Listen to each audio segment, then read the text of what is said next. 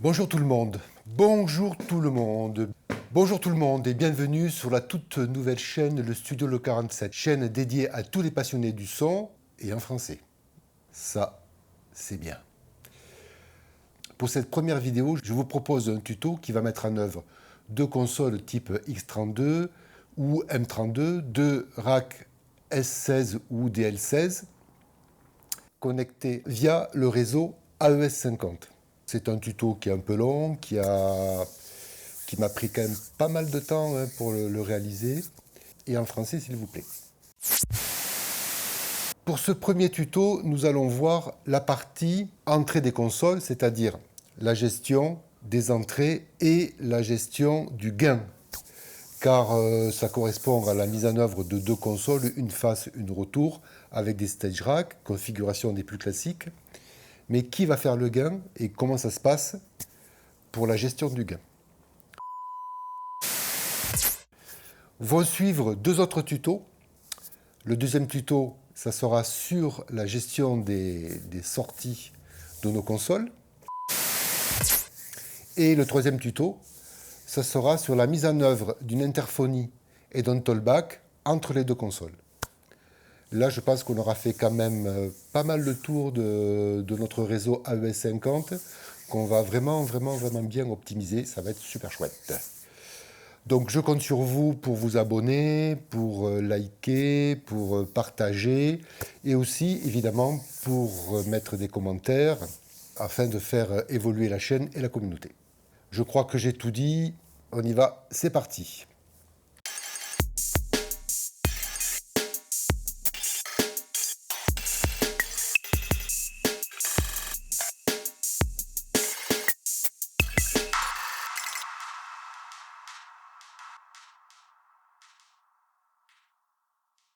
Bien, donc pour commencer, on va faire un petit tour du matériel rapidement. Ici, la console de face, c'est donc une X32 récente. Vous l'avez compris, que ce soit une X32 ou M32, c'est la même chose. Hein. Ce sont les mêmes consoles. La seule différence entre les consoles, c'est la partie potentiomètre qui n'est pas de la même qualité, le fait qu'on ait un pan coupé. Mais l'électronique, c'est exactement la même. Et certains disent que les préamplis ou les convertisseurs ne sont pas les mêmes. Vous me direz ce que vous en pensez dans vos commentaires. Deux S16, deux petits baffles amplifiés pour faire des tests. Ici, une X32 un peu plus ancienne, mais les deux sont configurés sur une firmware, le dernier, le 4.06. On continue, quelques câbles. Du câble réseau. Alors là, en violet, on a le câble réseau qui va être connecté sur la console retour. Une petite bretelle, une petite bretelle qui va bien pour linker, connecter les deux S16. Et ici, un câble réseau pour repérer en blanc pour la console de face.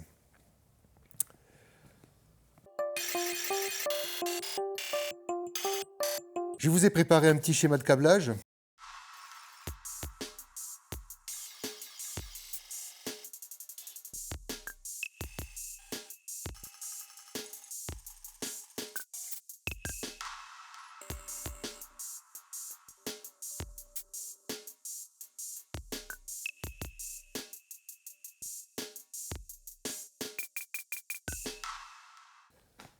Pour le câblage, je vous ai donc mis un petit schéma. Vous avez le lien là pour le télécharger là en dessous. On va connecter les S16 à la console retour. Et de la console retour, on va aller à la console de face.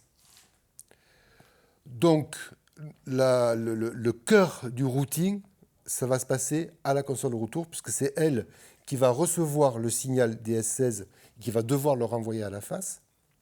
Et c'est la console retour qui va recevoir aussi le signal de sortie de la face et qui va devoir le renvoyer sur les sorties du S16. Donc vraiment, le cœur du routing, ça va se passer ici. Ok, on y va pour le câblage.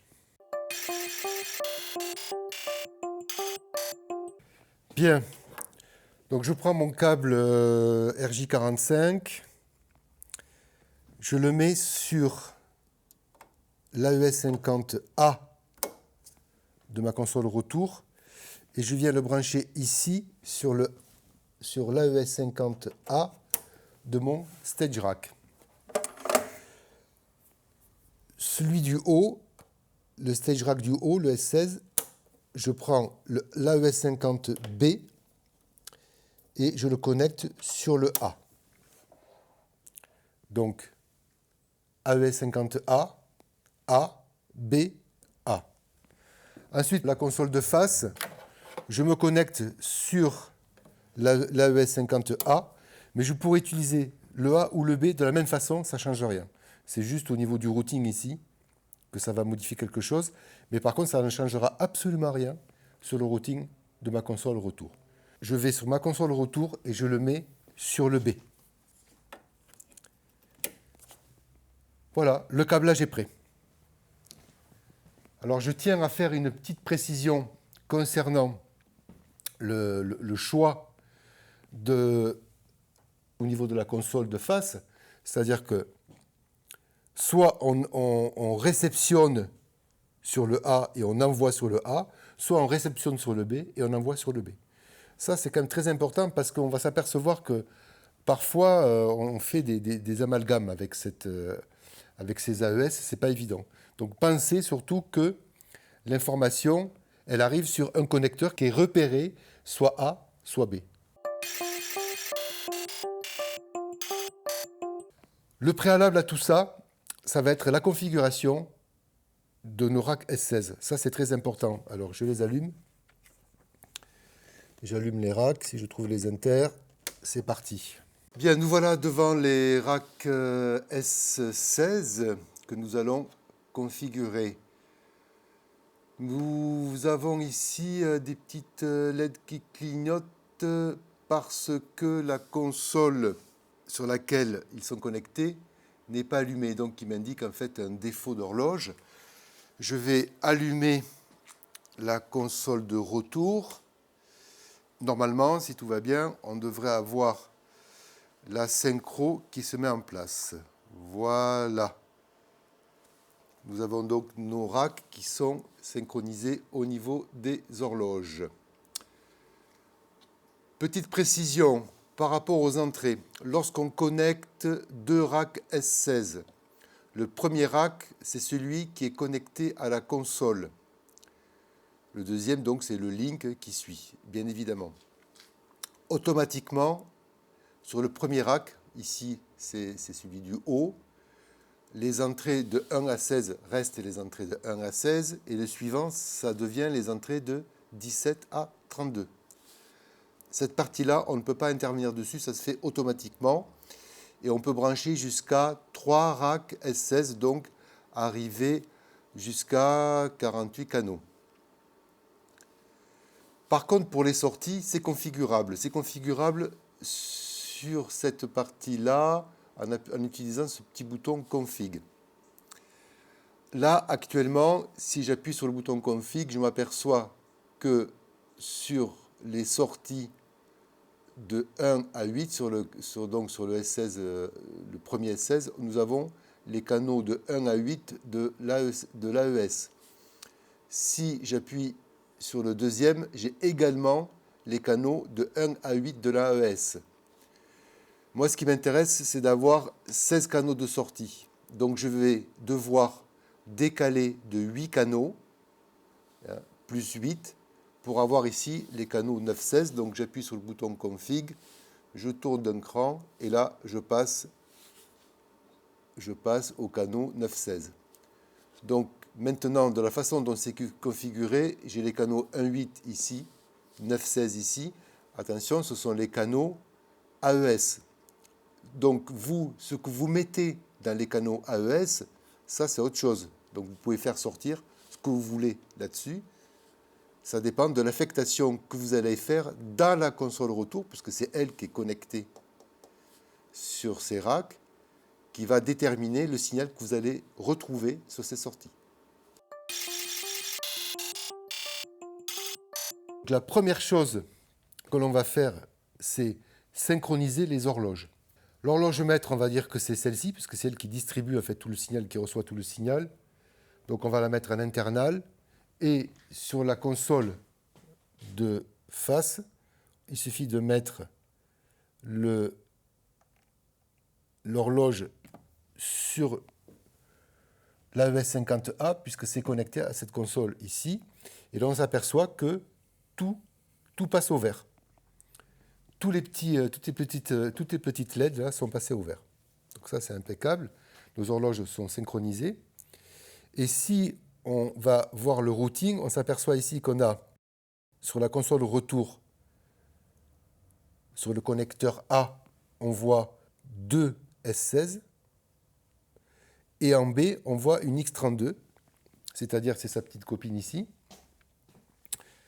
On va voir là. Et là, en A, on voit la X32. Donc tout le monde est là, tout le monde se voit, ça fonctionne.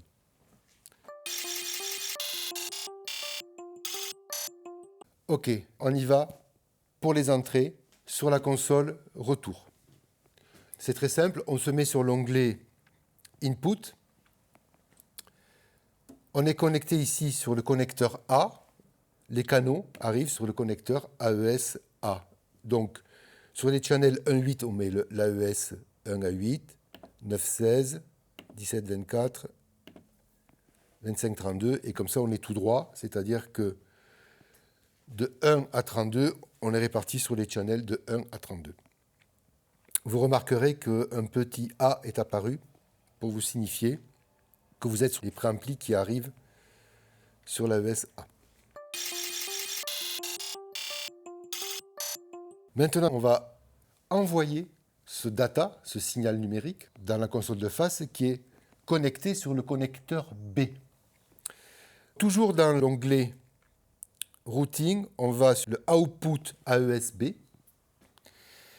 Et sur les canaux donc, de 1 à 32, ce qu'on va faire, eh bien, on va lui envoyer en fait, ce qui arrive dans l'AES-A.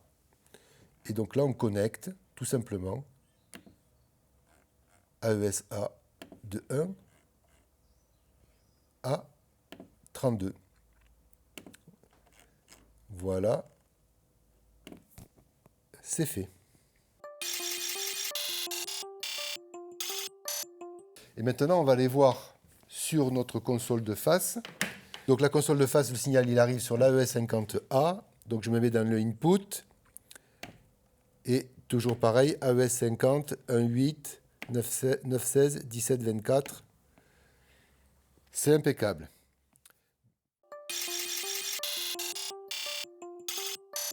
Si je ne me suis pas trompé, normalement, on devrait avoir le signal qui arrive sur les deux consoles. On va faire un petit test avec le fameux SM58, channel 8 pour changer un peu.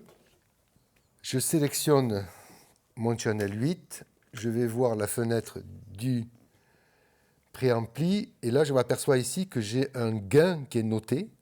Là je monte et là ça fonctionne, c'est impeccable. Là je m'aperçois que sur notre console de face, si je sélectionne le channel 8, je viens là et ça fonctionne nickel. Par contre, je me retrouve ici avec un trim qui est maître du gain. On ne peut pas avoir deux gains séparés. On aura forcément une console avec le gain, une console avec le trim. Le trim étant un gain numérique. Mais le gain maître, le gain analogique des préamplis, il va falloir décider quelle est la console qui aura la main dessus. Vous allez voir, la manip est très simple pour faire ce choix-là. On a réussi à récupérer le signal, à l'envoyer sur les deux consoles, très simplement en fait. Mais pour l'instant, c'est la console de retour qui est maître du gain. Mais moi, je veux que ce soit la console de face. Vous êtes prêts? Allez, c'est parti. Très simple. Setup. Dans Setup, je vais sur l'onglet Préamp, le fameux onglet Préamp.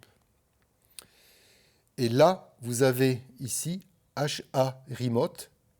Et donc la télécommande, la remote, la télécommande, elle va arriver de la console de face qui est connecté sur le connecteur ici B. Et là, je fais AES 50 port B.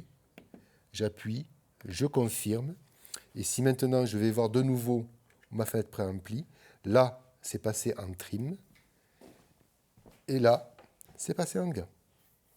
D'ailleurs, j'ai perdu le gain, puisque le gain n'a pas été fait depuis la console, donc je vais devoir refaire mon gain.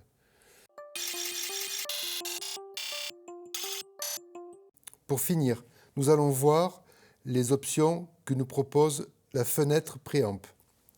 Nous avons ici Lock Stage Box. Effectivement, sur le Stage Rack, nous pouvons contrôler le gain. Il y a une manip qui permet de contrôler le gain directement sur le Stage Rack. Si on fait un Lock Stage Box, ce ne sera plus possible. On ne pourra faire le gain que sur la console. Le HA Gain Split, c'est une option très intéressante. Effectivement, lorsqu'on a deux consoles qui sont branchées sur un même Stage Rack, comme on vient de le faire via le réseau AES 50, si une des deux consoles modifie le gain, ça risque de poser des problèmes.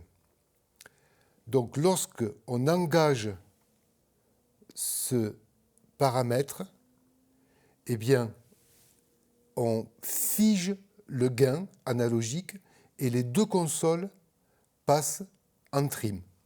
Ici, sur la console de retour, nous sommes déjà en trim et nous allons voir qu'est-ce qui se passe sur la console de face. Nous voilà sur la console de face et effectivement, lorsque on regarde le préampli ici, on a bien un gain. Jusque-là, tout est normal, car on a décidé que c'était elle, la remote, la télécommande de nos Stage Rack. Si on va dans Setup Préamp, on retrouve ici nos options. Je vais choisir la fameuse option HA Gain Split. HA, c'est le préampli d'entrée. Je confirme. Je vais voir maintenant sur mon channel 8 la partie préamp. Et là, je constate que c'est devenu un trim. Si je prends le micro de test ici, le gain n'a pas changé. Donc le seul moyen pour moi de modifier le gain maintenant, ça va être de faire un gain numérique ici. Et lorsqu'on souhaite avoir deux consoles, une face, une retour, ça nous permet de figer les gains analogiques et ainsi de pouvoir modifier juste le gain numérique, le fameux trim, indépendamment sur chaque console. Une dernière précision. Nous sommes ici sur la console de face et nous avons ici toujours le trim, ce qui est tout à fait normal car la sélection HA Gain Split a été réalisée. Mais nous pouvons encore intervenir sur le gain analogique sans modifier cette option par cette fenêtre préamp. Je vais sélectionner les canaux AES 50 1.8 car là je veux modifier le préamp 8 et voyez ce qui apparaît ici, c'est le gain analogique. Alors effectivement, je pilote avec la console de face les gains analogiques de mes S16 via l'AES 50. Et je peux modifier mon gain analogique avec le bouton de l'écran. Pour passer d'une fenêtre à l'autre ici, il suffit juste d'utiliser ces flèches verticales. C'était la petite dernière précision pour optimiser notre gestion du gain via le réseau AES 50. J'espère que ce tuto vous a plu, que maintenant vous êtes au top du réseau AES 50. Je vous rappelle que 2 autres tutos vont suivre, donc n'hésitez pas à vous abonner, vous inscrire, les petites cloches et tout ça. Vous avez aussi la possibilité de me laisser des commentaires et des questions, etc., etc. Faites du bon son, faites des bons concerts et à très bientôt. Ciao!